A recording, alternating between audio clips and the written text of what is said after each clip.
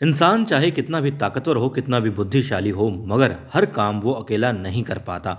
और इसीलिए जी हाँ, पुण्य श्लोक लेवल शो में भी इसीलिए देवी अहिल्या हर वक्त अपने साथ रखती हैं अपने अच्छे कर्मों को, अपने शिव शंभू को और युवराज खंडेराव और अपने बाबा साहेब मल्हार राव सूबेदार जी की शिक्षाओं को भी अपने साथ रखती हैं और इसीलिए हर काम को अच्छे से अंजाम भी देती है। और अब द्वारकाबाई साहेब भी यही काम करने जा रही है। उन्हें लगता है कि अब उनकी हार हो गई है। युवराज की भले पार्वती के साथ में शादी हो गई है, देवी अहिल्या की सौतन वो ले आई हैं, मगर अब भी उन्हें लग रहा है कि काम नहीं बना है। द्वारकाबाई साहेब जान गई हैं कि पार्वती और उनका परिवार बेशक हो पहले से रिश्तेदार द्वारकाबाई साहेब का, मगर अब जाता हुआ दिखाई दे रहा है देवी अहिल्या के हक में उनके साथ में।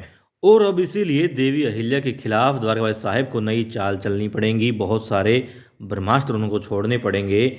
और किस लिए? सिर्फ और सिर्फ पार्वती को अपने कुनबे में शामिल करने के लिए, अपनी उस दुरात्मा वाली टीम में शामिल करने के लिए जो देवी अहिल्या, युवराज खंडेराव और मालवा राज्य के खिलाफ में काम करती है।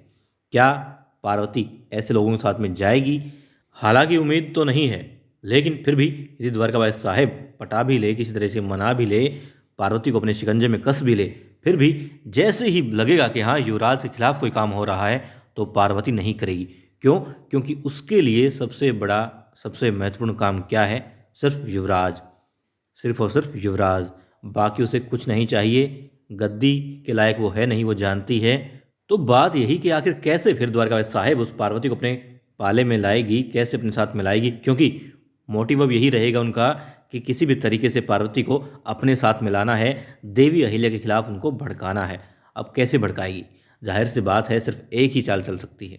क्या सोचिए, हो सकता है कोई दूसरी भी निकल आए, मगर मुझे एक यही लग रही है कि युवराज अब देवी अहिल्या के अलावा पार्वती के पास या किसी और के पास जाएंगे नहीं, बस इसी को मुद्दा बनाएगी और यहीं से पार्वती को द्वारकाबाई साहिब अपने पाले में लेकर के आएगी कि तुम्हारे पति को छीन रही है देवी अहिल्या, बड़ी बन गई, महान बन गई, तुम्हारी शादी करवा के युवराज से, जो कि होनी ही थी, हमें मालूम था, कोई चारा ही नहीं था, मगर महान वो बन गई और अब तुमसे तुम्हारे पति को छीन रही है, तुम्हारे पास आने नहीं देती, दिन हो या रात अपने पास रखती है। तो तुम संभल जाओ, जैसा मैं कहती हूँ वैसा करती रहो, युवराज तुम्हारे पास बस खींचे चले आएंगे, मेरी बात मानती जाओ।